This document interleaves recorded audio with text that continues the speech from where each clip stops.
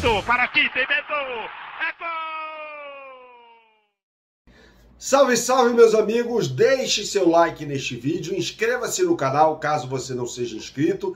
A gente fala muito sobre Flamengo e a gente tem que falar sobre uma péssima notícia que o técnico Tite recebeu nesta sexta-feira e, por consequência, a torcida do Flamengo também, que é a lesão mais grave do que se imaginava de Everton Cebolinha.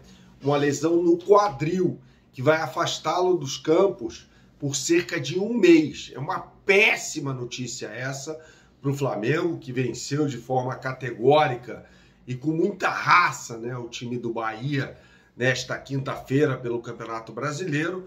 E aí o técnico Tite sofre essa notícia muito ruim. Eu acho até estranho falar sobre isso hoje, né? Se a gente voltasse no tempo, um ano atrás, e falasse sobre uma lesão do Everton Cebolinha, pouca gente daria muita bola, né? Mas o Everton Cebolinha vem sendo peça fundamental nesse ataque do Flamengo. Ele tá jogando mais do que o Bruno Henrique. Lembrando que o Bruno Henrique nesta quinta-feira entrou muito mal, mais uma vez na partida contra o Bahia. Eu até tinha achado que o Bruno Henrique no jogo contra o... Qual foi o jogo mesmo? Foi um jogo antes contra o Grêmio. Não tinha entrado tão mal assim. Na partida contra o Atlético Paranaense, de fato, ele foi muito mal. E mais uma vez, entrou sem estar nas suas condições ideais por causa de uma lesão no lugar do Everton Cebolinha. Eu reparei isso no primeiro tempo, cara. Não sei se você reparou isso na transmissão também. O Everton Cebolinha o tempo todo colocando a mão na virilha ali, no lado direito, né? E aí foi uma notícia de que essa lesão foi no quadril. Cara, lesão no quadril é uma coisa muito séria. Não estou falando que seja igual a do Cebolinha. A gente tem casos no esporte muito sérios de lesões no quadril. Por exemplo, do Guga, né, que abreviou a carreira dele, do Kaká, que também abreviou a carreira dele, enfim, só para citar alguns casos aqui. A gente vai falar mais sobre isso nesse vídeo que tem um oferecimento da KTO. Você que gosta de fazer a sua fezinha não conhece o site kto.com, meu camarada? Então você não sabe o que está perdendo. Entre agora no site kto.com, faça o seu cadastro e quando você o fizer, você vai colocar o meu cupom que é Bernardo, tá? Colocando o meu cupom Bernardo, eu lhe dou 20% de bônus no primeiro depósito em valores até R$100. Resumindo tudo isso, se você depositar de primeira R$100, que é o valor máximo, eu vou lhe dar 20. Só que você vai usar esse dinheiro para fazer a sua fezinha no site kto.com. Não adianta fazer lá o depósito e tentar sacar depois, você não vai conseguir. Você tem que fazer a sua fezinha no site kto.com. E as melhores odds do mercado eu posto diariamente no meu Instagram, que é @BernardoAqui. Siga-me no Instagram. Lá nos stories eu posto diariamente as melhores odds do mercado para você.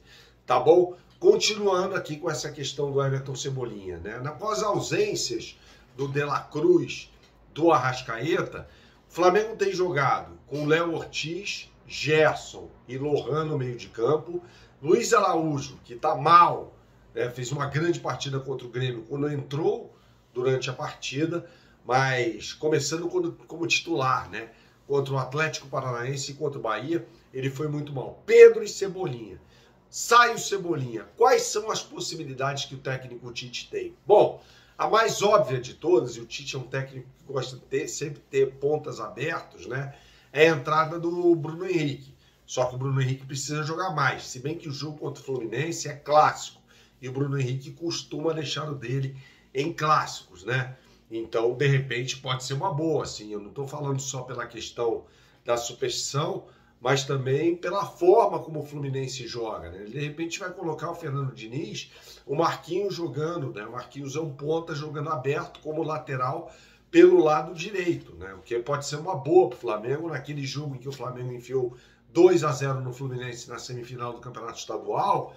O Fernando Diniz fez isso e abriu um clarão ali para as investidas do Everton Cebolinha, que fez gol naquele jogo, inclusive, jogando pelo lado esquerdo.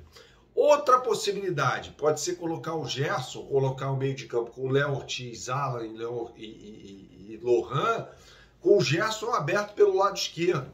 Ele jogou muito assim no Olympique de Marselha, né? Tinha um ataque com Gerson, Payet um pouco mais. O Payet sempre gostou mais de jogar pelo lado esquerdo, Mas o Gerson estava jogando tanta bola que o Sampaoli colocou o Payet um pouco mais para o centro, né?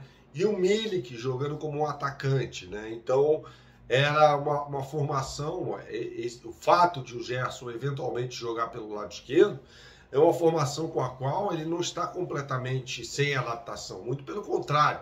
Ele é o Coringa, né? O Coringa por causa disso, porque ele pode jogar em múltiplas funções, exercer múltiplas funções no campo.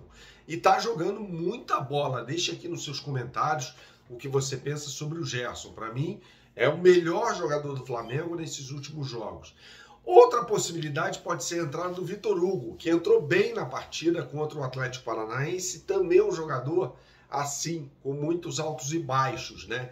Então ele pode ser uma possibilidade, mas eu diria que é a última na minha lista de chance de jogar, de começar jogando na partida contra o Fluminense. Bom, Pedro não tem o que falar sobre ele, é um jogador que tem que ser titular, e o Luiz Araújo vai acabar jogando pelo lado direito. Informação do Mauro César, ótimo jornalista, ele trouxe em primeira mão que o Flamengo não pensa, olha só isso, em contratar um lateral direito nessa janela que vai se abrir agora no meio do ano. É um problemaço. Muita gente boa, muita gente que eu reputo como boa, colocou nos comentários, né, nas redes sociais, que o Wesley fez uma grande partida contra o Bahia. Eu não acho.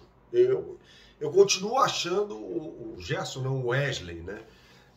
Eu não acho. Eu continuo achando o Wesley um jogador extremamente limitado.